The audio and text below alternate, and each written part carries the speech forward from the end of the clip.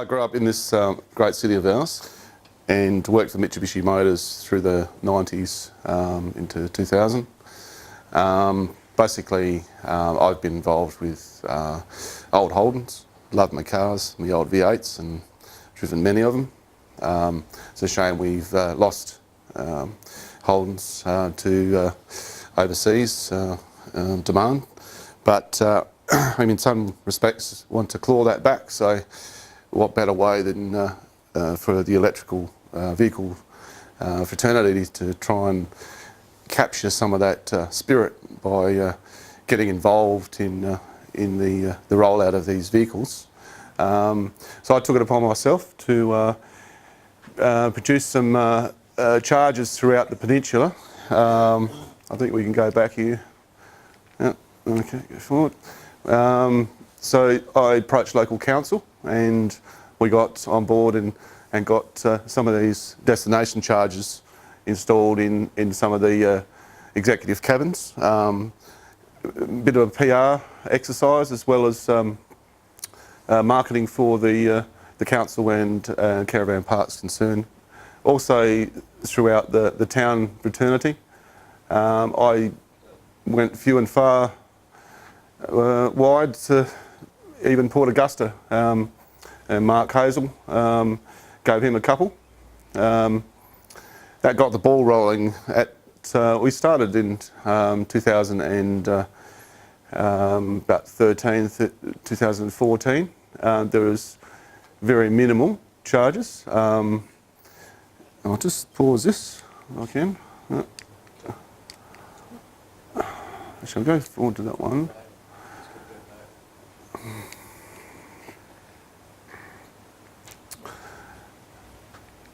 So the very first one I installed was in Barley Stacks Winery. At that stage there was only two, which was the Burnside Shopping Centre, and the Barley Stacks Winery had the second one, and there was no more in South Australia.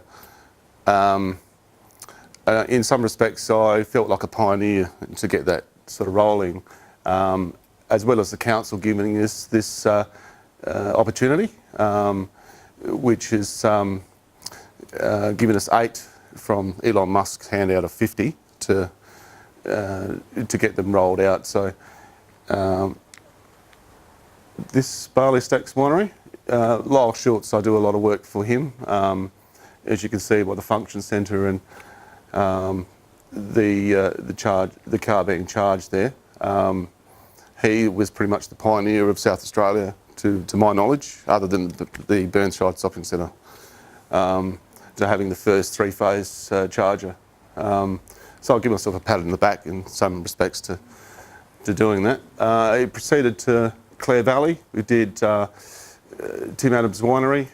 We put a couple in there. Now these are 24-hour access, Wi-Fi free units, and we've also done Clare Valley Motel with the same sort of deal, which is not there because they haven't given me that picture. But what happened was it enabled, having them there enabled Elon Musk to travel to Jamestown, put the battery in and then install his superchargers, as you can see there. So that's been a bit of PR for all those concerned. That's not all of them. There's probably another 5 or 6 more that we're rolling out. So in that context of things, if, and this is what I believe, if people like myself aren't pioneers in bringing these things forward, whatever job you're into, you need to sometimes step off the roundabout and take a right angle and do something different for, you know, for the community and in general. That's always been my motto. So, you know, as I say, whatever profession you're in, there's an opportunity for everyone to make this city certainly greater than it is. I'm 50 years of age, so I wish I'd done this 20 years ago. You know, really, I take my hat off to the young kids now that have got, you know, what they're growing up in a new age, new era. You know, the opportunities are just massive. I do a lot of solar battery installations, so I'm quite up there with what's coming. But again, go back to my bare roots that I still want to see car manufacturing back in this state. It's a bit annoying that we don't have that pride in ourselves now. But yeah, well, thanks for my listening to me. Yeah, I appreciate your time. Any questions? Yeah, any questions? I mean, I've got ones to start with. Yeah. Can you just explain the destination charges that Okay. actually access them? The destination charge program Tesla brought out, and it was free to everyone that filled in an application and got approved. And now approval come from free Wi-Fi, 24-hour access, no charging or no cost to your charging. You basically had to meet those standards, and not initially too many charges close together, purely for your battery in vehicle not only lasting longer, if you obviously charge too often, too frequently, which could happen if there was too many charges too close together. They initially set them few and far between. The Yorke Peninsula really only was allowed to have 3, but since more and more cars have come onto the market, there's been allowances to have more charges. So that's really how I started. If you say went to Clare Valley, you went up to Tim Adams, you went into the restaurant, charged your car free of charge, had dinner, come out and drove away. That's pretty much how it works. With Barley Stacks Winery, you could go in, do some wine tasting, have a pizza, cheeses, come out, drive away. You could then see down the bottom end of the peninsula and come back again, charge the same places if you wish, or get to Adelaide. So that flexibility is what it's all about.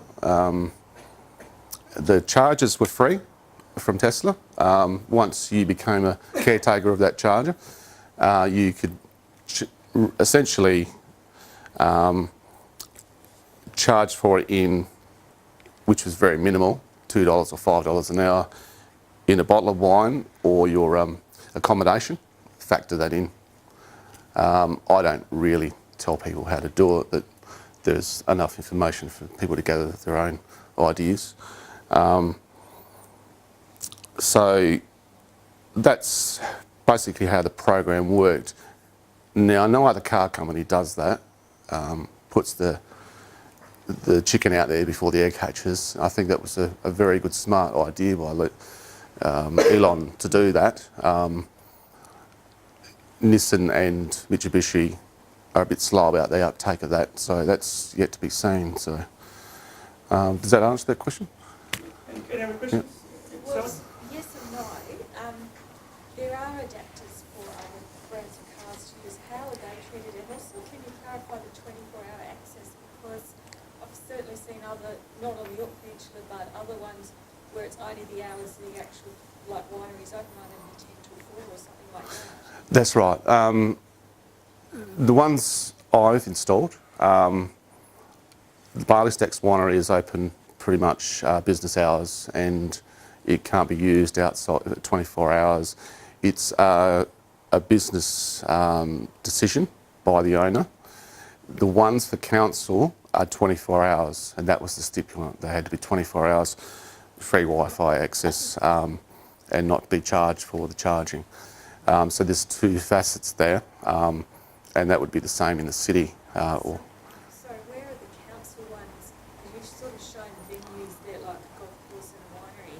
Where are the council ones? Okay, we've got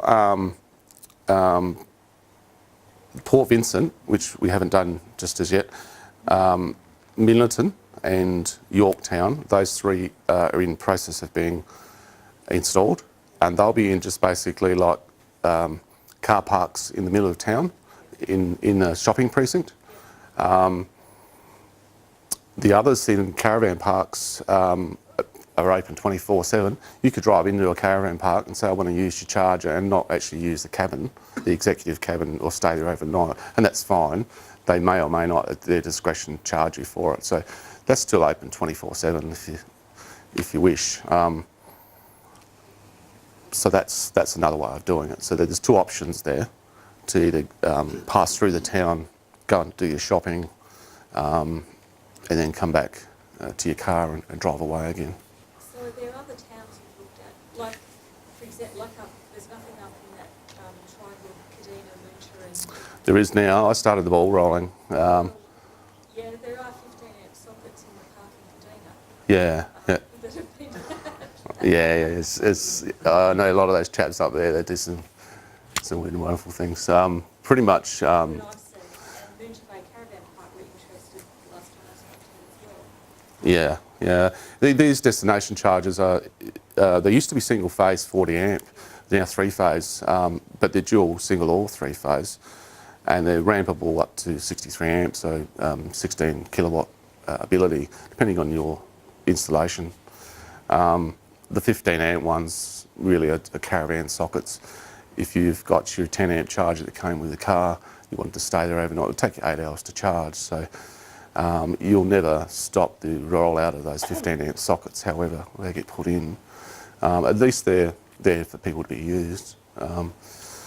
As far as other towns, council have asked me, again, how I've gone about it, and the Barunga Council, which is up further to Port Pirie upwards, they've taken up this program, Destination Charge Program, and you'll start to see them rolled out in Butte and Port Broughton, which has already happened, and Port Pirie. So it's starting to expand. I'm not sure if you're all familiar with the website plugshare.com. You'll see the rollout of those and the Tesla website as well. So the other question you had was about the adaptive cables. That adapter. Yeah. The questions. And how with those venues, whether they welcome or whether they expect payment from non-Tesla vehicles, given there's not a lot else unless you can get into a caravan park, and sometimes you can, and sometimes, like in the summer, you can't on the Yorke Peninsular because all the sites are taken. Yes, that would depend on the circumstance.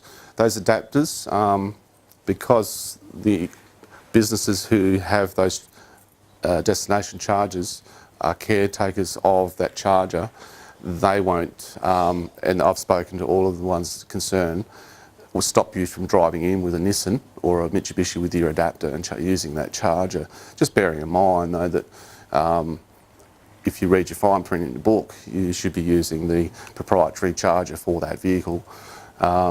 There's no liability back on the owners of that charger or the business that you shouldn't be using that vehicle to charge from that adapter.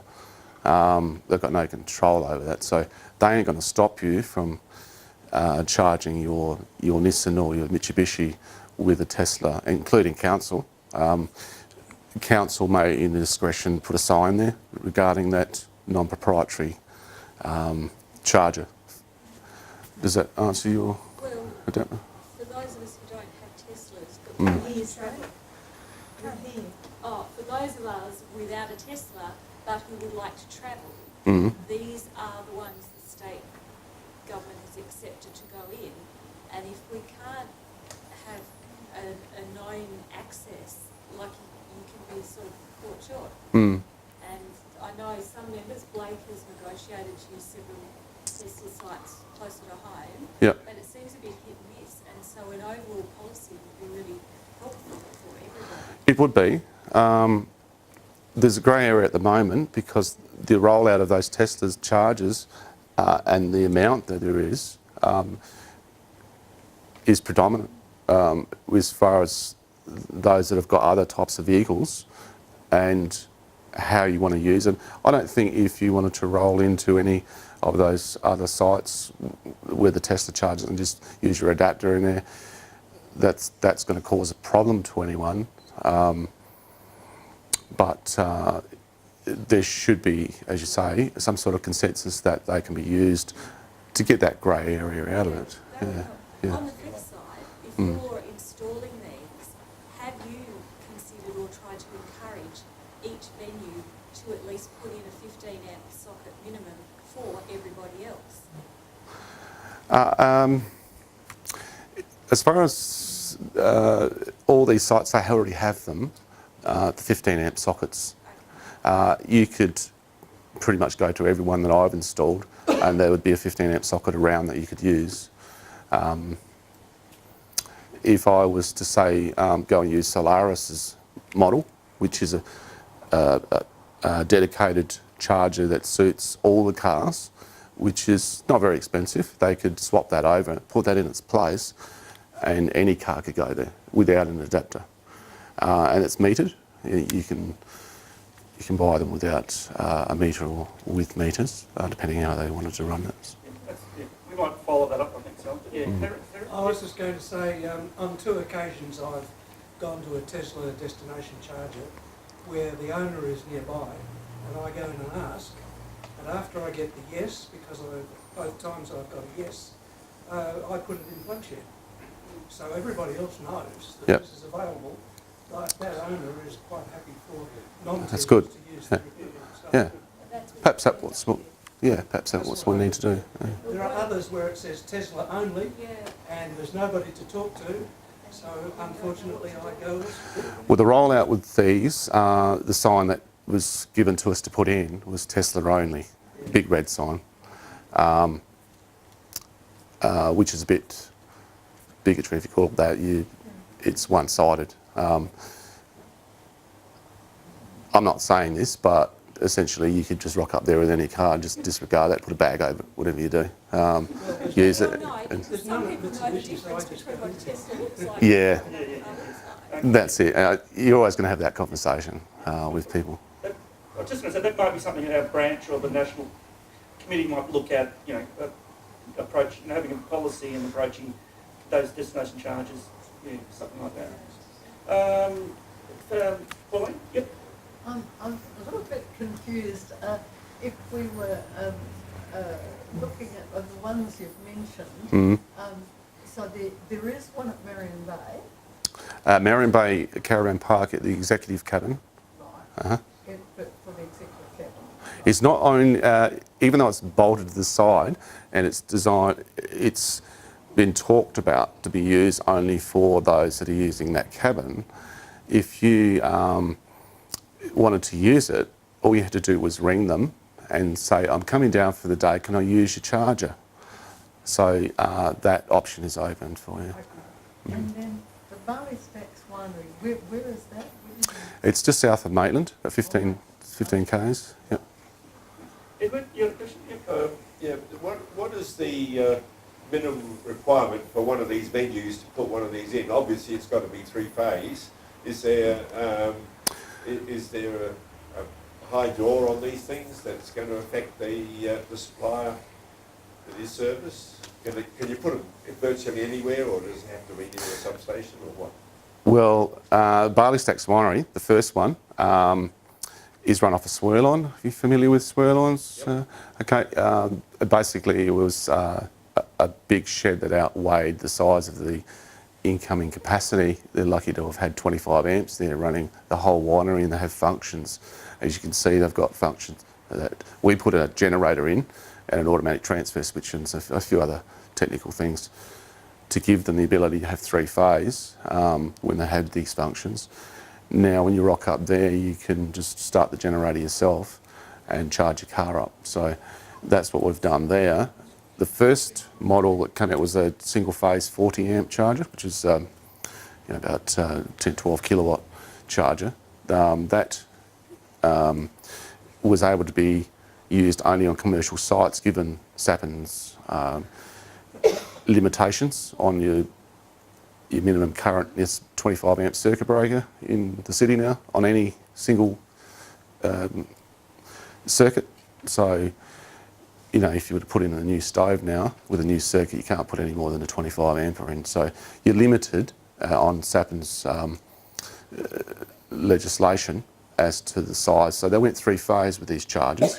So you can comfortably have a 3-phase charger, which is also single, and crank it down. So you can crank it down to 10 amp, 15 amp with a dip switch as to what your installation is going to allow you to do. So if you've got the ability in a new circuit and so forth to have 20 amps or 25 amps, you just select it and then use it that way.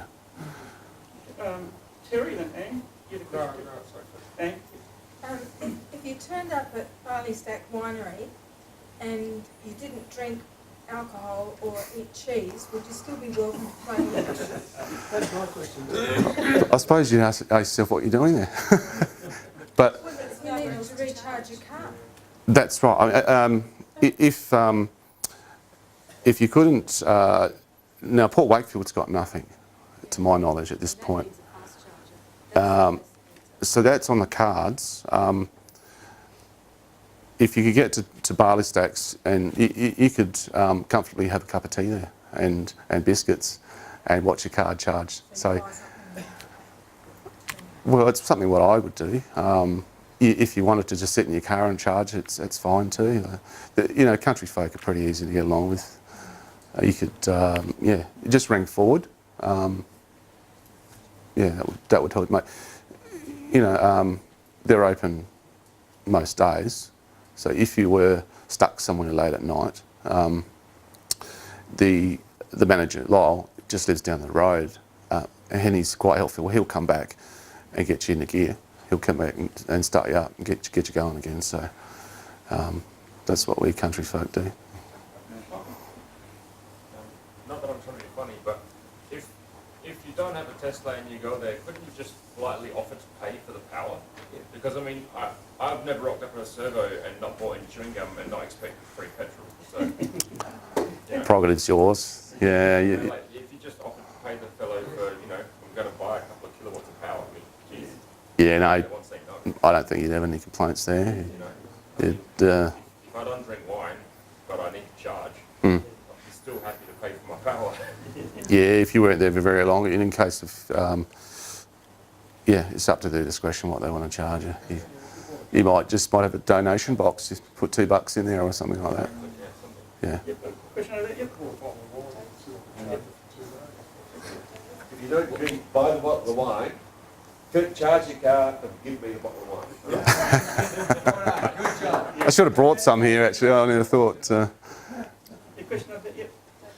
Why not have a donation box with a list of charges next to it, like for an hour, so much, and leave it to their discretion to put something in a donation box?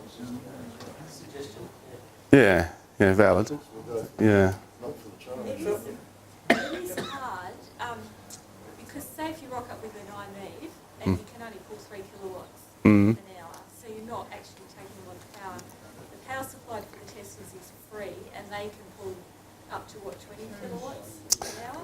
Yeah, depending on the charger and its current setting. Yeah. And the setting. So you're not really, but I know, I was going to ask if Blake, because you've paid at some, haven't you? Tesla ones, or they will let you charge for free? Yeah, there was a motel in McLaren Vale. Yeah. On the way back from the trip to Goolwa that time when I was running low, we managed to get into the motel by ringing ahead.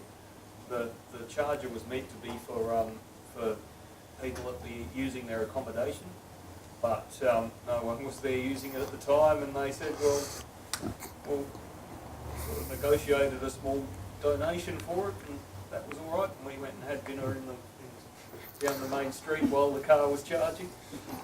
I don't think most people would have problems with any of that if you had no choice. No, we're just curious because, like, sometimes they're the only chargers available to travel, but also I guess all of this is going in anticipation of the Model 3 coming, and there'll be a lot more Tesla cars. Do you think they're likely to get stricter about it then?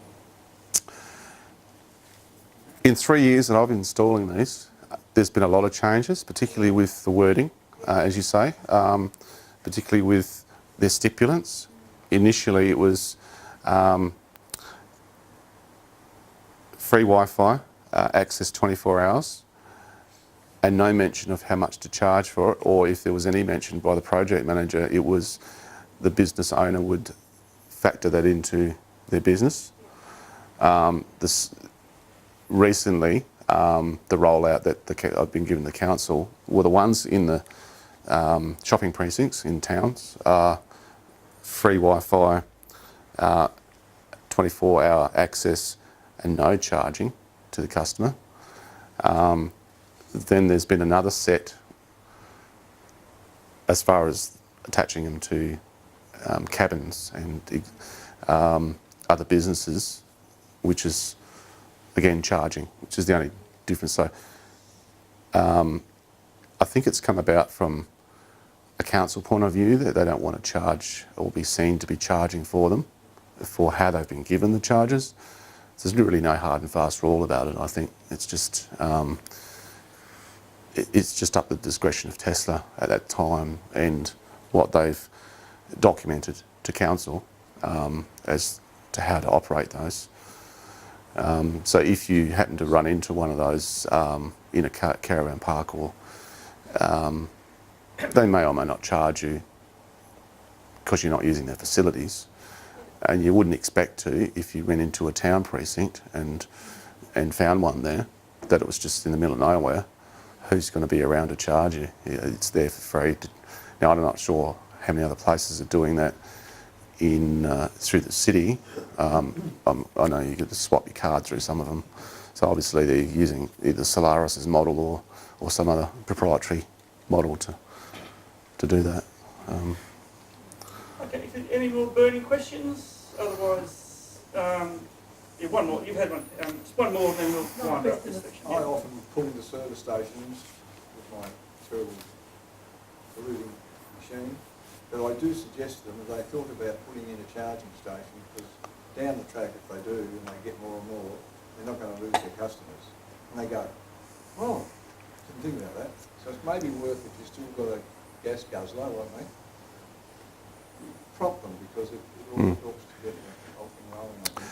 It does. I've had this conversation with a couple of service stations. The country service stations are sort of stuck in the middle of nowhere in a corner, not right the place for big trucks and so forth. Where can I fit a charger is the question around trucks coming. It's really up to the space that they've got left. You can't have electric vehicle charger anywhere near the gas bowsers. There's regulations on distance from flammable to, as you know, probably electric battery charging. So there's that sort of problem. Those that are interested, and I've got 2 people interested, they've got the room, but they might have a truck tyre bay there or something there. It's in its place. And it's not worth them taking that out, because the turnover they get from that to put a vehicle charger in for only see one vehicle in a year. So I'll always get that for now, until we get enough electric vehicles on the road to take over that. The second question is who's going to pay for it? I said, you've got 2 options. You can put the one in where they put their card in and you get a percentage of that. Or they've got to take half an hour at least, and you've got a cafe here, they're going to have a coffee and something to eat, and they go, oh, didn't think about that. And then their eyes start to think about it. Yeah. As I say to most of my customers, and I've given them the website information, Tesla's actually shows you, and PlugShare I think, shows you some pricing on what people are charging. Example, chap out on Eucla, WA border somewhere, he's got a service station, runs it off a generator. He charges $50 an hour to get your vehicle charged. Probably because of the remoteness of it, you can charge what you like. So there's really up to the business as how they what they want to charge, and if they're fair about it, they would ask other people that have got them already as to how much they charge.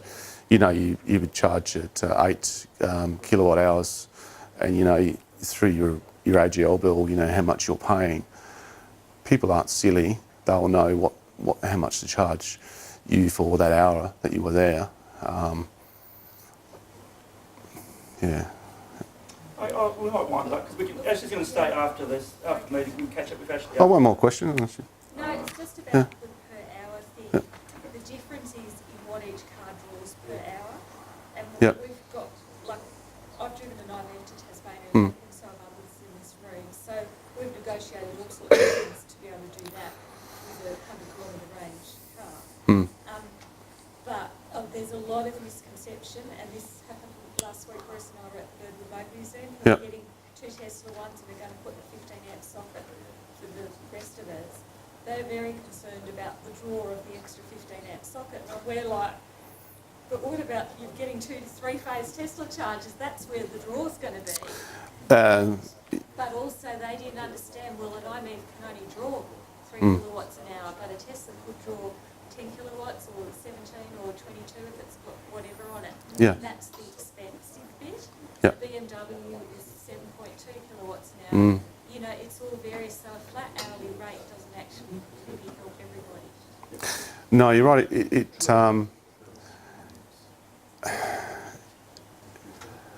You're charging your car for a specific time period, whether it's an iMove or a Tesla. If you keep that kilowatt hour the same, rate the same, it's fair for everybody, because you're not there as long as a Tesla might be, or No, an yeah. IMEV might be there to charge, Mm. you know, 14 kilowatts, most I would put into my car. I've got to be there for 4 or 5 hours because the rate of slow charging, Yeah. AC charging, is only, it's got a 3.3 kilowatt onboard charger, that's the limit. yeah, Whereas a Tesla can draw more than that 14 kilowatts I would take in 5 hours. They can draw that in less than an hour. that's a time thing. But the kilowatt hour is a factor, is a fixed factor. Whether It's if wondering, like in your travels, Mm. because you know we're all out doing this as well, and AEVA has charging signs to give venues as well. Do you have a discussion with them about other vehicles and the potential differences? Like, it's an education process. it is, I have had a number of conversations with them. Again, it's a time factor, and if you're in one of those executive cabins and stay there overnight, it's not an issue. But if you're just rocking up to, say, the winery, and you've got to be there for 4 or 5 hours, what else is there to do? Those sorts of things you got to weigh up. You may have the option to go elsewhere if you're going to be 3 or 4 hours to charge your vehicle. Eventually, when there's enough chargers out there, it's just going to take time. This poor man doesn't actually set the kilowatt hour charging rates, he just installs the chargers, so maybe we can move on.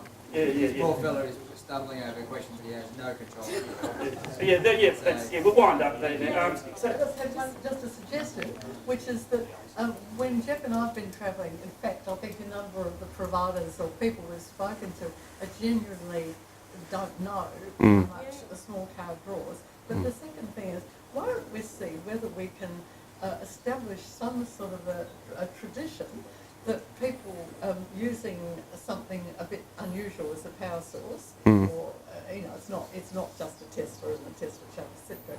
But we actually think of a couple of popular charities that people can put some money in for, Flying Doctor Service, Salvation Army, something like that. And so that there's a way that people can actually. You probably need to get a policy or something. Actually, I'll just touch on that. One thing that was brought to my attention, there's been a big debate as to the fact that electric vehicles don't put anything back into the economy, okay, because it's take. Whereas fossil fuels, there's money going back to the government, obviously. Now, that could be one way for that to take place, certainly. Yeah. Okay, well, thanks, Ashley. Okay, thank you very much. Yeah. It's actually good to have someone at the coal face. Much appreciated.